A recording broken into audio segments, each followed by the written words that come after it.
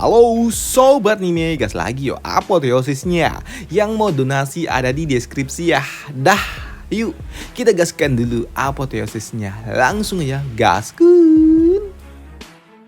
Mereview sedikit dari part sebelumnya. Setelah Lozen mendapatkan senjata suci Zen, ia pergi menemui Yun Luo untuk kembali mengambil Soul Loot yang telah ia serahkan kepada Yun Luo untuk dapat memperbaiki jiwanya Shun.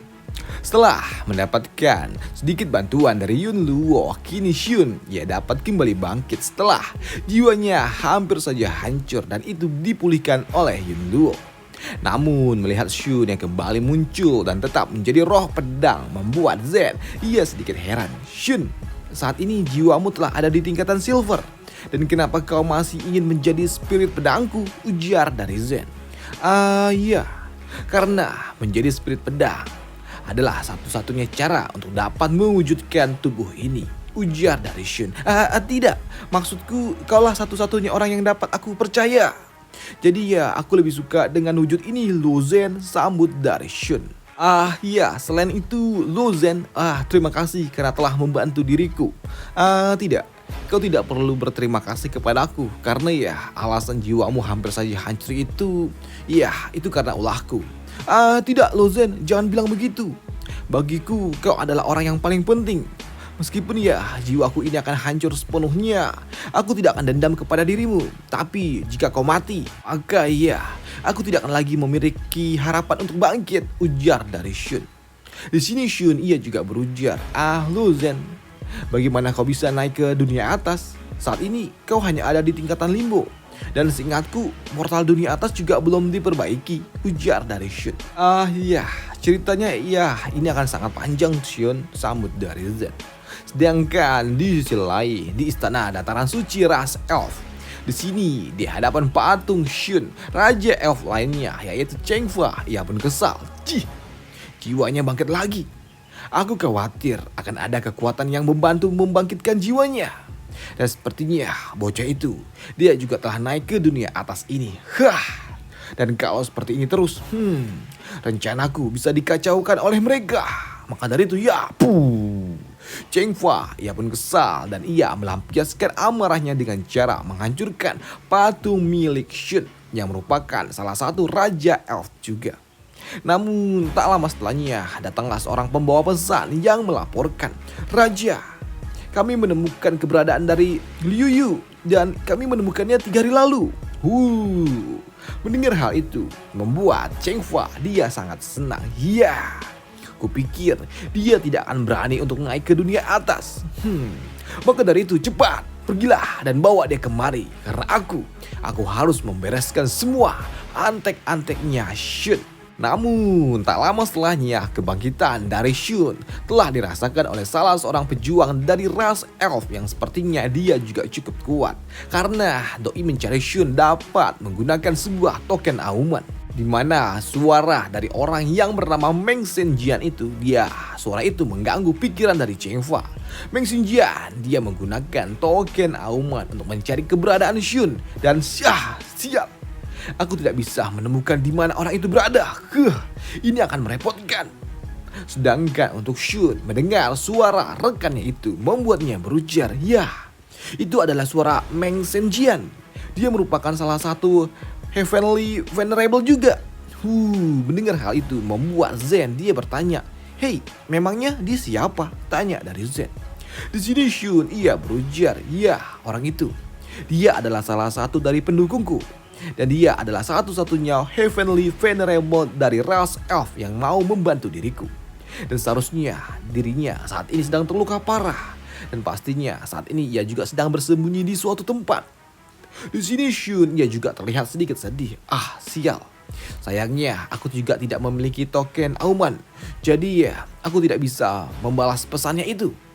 Namun karena di sini Zen dia memiliki token auman itu membuat dirinya menawarkannya kepada Shun, dan itu membuat Shun dia langsung menggunakannya untuk dapat menyapa rekannya itu. Di mana Shun dia berujar, "Hei, Meng Xinjian, aku mendengar suaramu.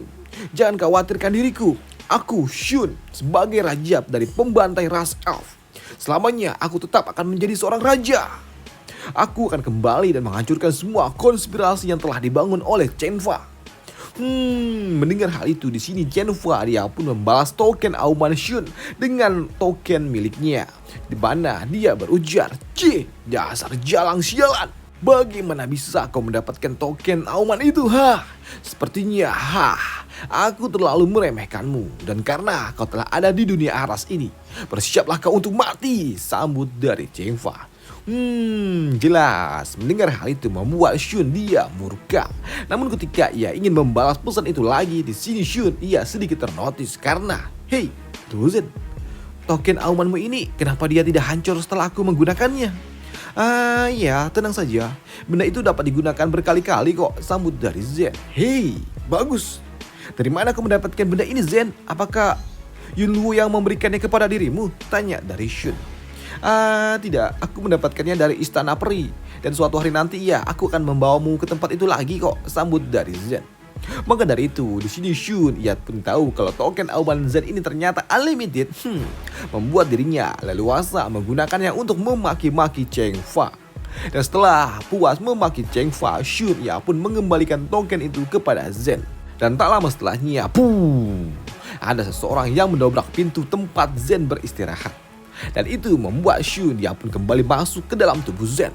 Dan begitu Zen melihat siapa yang datang, ternyata yang datang adalah seorang kampret kroco. Kampret ini yang berujar, "Jih, dasar bocah. Aku telah menunggumu siang malam, tapi kau kenapa tidak keluar-keluar kamar?" Ujar si kampret itu. Namun bagi Zen yang gak kenal siapa yang datang itu, membuatnya berujar, "Hei, aku tidak kenal kalian. Memangnya apa urusan kalian dengan diriku?" tanya dari Zen. Di mana pria brewok ini yang baru datang itu, doi berujar, "Hei bocah, namaku adalah Bin Yuan Jia. Aku ada di peringkat 4 di dalam aula Ling Yun ini. Dan kudengar kau telah mendapatkan pedang milik Master Kuil yang sebelumnya." "Ya kan?" ujar si kampret ini. Itu benar, sambut dari Zen. Dan itu membuat si kampret itu berujar, "Saat ini aku masih kekurangan senjata. Maka dari itu terima kasih karena kau telah mendapatkannya untuk diriku. Dan sekarang serahkan senjata itu kepada diriku dan jangan sampai kau membuang-buang tenagaku untuk memberikan kau pukulan," ujar si kampret ini. Sedangkan untuk Zen, pedang ini telah aku ambil. Jadi pedang ini adalah milikku. Dan jika kau memiliki kemampuan, maka pergilah kau ke aula Senbin dan bayarlah 300 batu giok untuk mendapatkan senjata yang kau inginkan. Melihat Zen yang sepertinya memang ogah menyerahkan senjata itu, membuat si kampret ini kesal. Maka dari itu ia pun melayangkan pukulannya ke arah Zen. Namun serangan itu sangatlah mudah bagi Zen untuk dapat menghindarinya. Bahkan dengan pukulan kecil saja yang dilepaskan oleh Zen cukup untuk menghajar si kampret itu sampai tersungkur. Setelah menghajar orang itu, kini muncullah seorang kampret lainnya yang berujar, "Tunggu, aku bisa membeli pedangmu itu seharga 300 batu giok. Bisakah kau menjualnya kepadaku?" ujar pria itu. Namun di sini Zen dia berujar, "Tidak, pedang ini tidak untuk aku jual," sambut dari Zen. Namun di sini bocah itu sepertinya juga tidak kenal menyerah. Maka dari itu ia menaikkan tawarannya. "Aku bisa menaikkannya 2 kali lipat. Bagaimana?" "Maaf, aku tidak peduli berapapun yang akan kau tawarkan. Aku tidak akan pernah menjual pedang ini," sambut dari Zen. Dan sepertinya yang tertarik dengan pedang ini sungguh sangat banyak. Maka dari itu kini muncullah kampret lainnya lagi yang datang. Dan kali ini yang datang itu adalah seorang pria berbaju kuning yang berujar, "Aku adalah Jing Yuan. Aku berasal dari aula Yan Yun dan aku akan membeli pedangmu seharga 1 juta. Atau setara dengan 1 giok murni. Dan jika kau mau memberikan pedang itu, aku akan juga menjamin keselamatanmu selama ada di kuil Yun ini." Namun di sini Zen yang mendengar itu, doi pun tetap tidak peduli. Bahkan Zen ia melayangkan pedangnya sembari berujar, "Aku sudah katakan kalau aku tidak berniat untuk menjual pedang ini. Aku tidak akan memberikan pedang ini kepada siapapun," ujar dari Zen.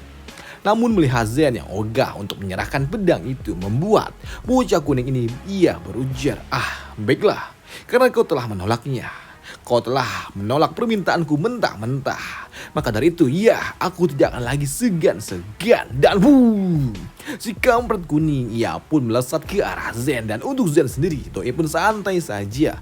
Bahkan ia menguruskan pedangnya ke bawah dan ia merasakan ada sesuatu yang terjadi dengan pedangnya. Namun karena di sini Zen berada dalam pertarungan, di sini Zen untuk menguji kemampuan pedang barunya itu, di sini ia pun harus mengadunya dengan tebasan pedang lawannya itu.